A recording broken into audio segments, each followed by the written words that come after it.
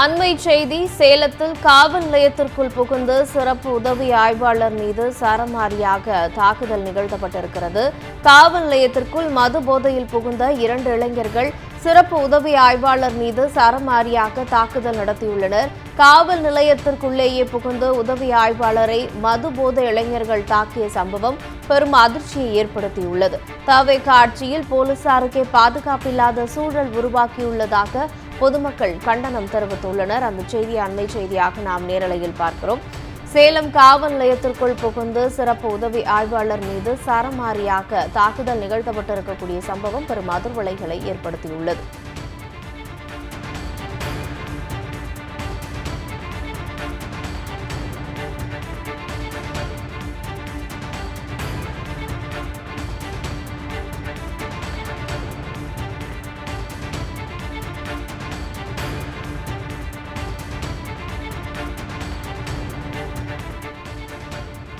சேலத்தில் காவல் நிலையத்திற்குள் புகுந்து சிறப்பு உதவி ஆய்வாளர் மீது சரமாரியாக தாக்குதல் நிகழ்த்தப்பட்டிருக்கக்கூடிய சம்பவம் பெரும் அதிர்வலைகளை ஏற்படுத்தியிருக்கிறது.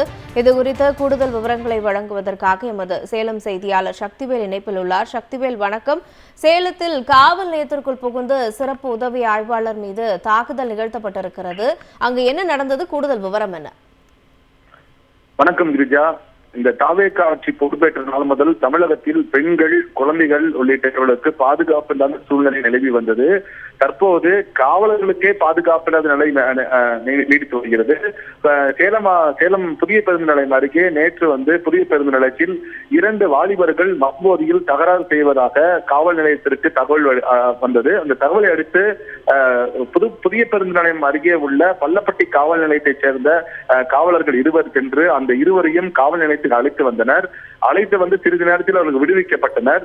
இதனைத் தொடர்ந்து காவல் நிலையத்தில் இருந்த காவலர்கள் ரோந்து பணியில் ஈடுபடும் சென்ற போது காவல் நிலையத்தில் சிறப்பு உதவி ஆய்வாளர் சரவணவேல் என்பவர் மட்டுமே தனியாக இருந்துள்ளார்.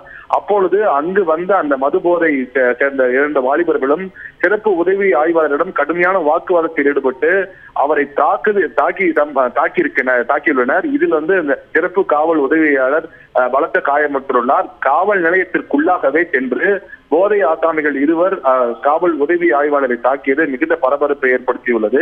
குறிப்பாக 24 மணி நேரம் மக்கள் நடமாட்டம் மிகுந்த சேலம் புதிய பேருந்து நிலையம் பகுதியில் உள்ள பள்ளப்பட்டி காவல் நிலையத்திற்குள்ளாகவே இந்த தாக்குதல் சம்பவம் நடைபெற்றது பொதுமக்களிடையே மிகுந்த அதிர்ச்சியை ஏற்படுத்தியிருக்கிறது.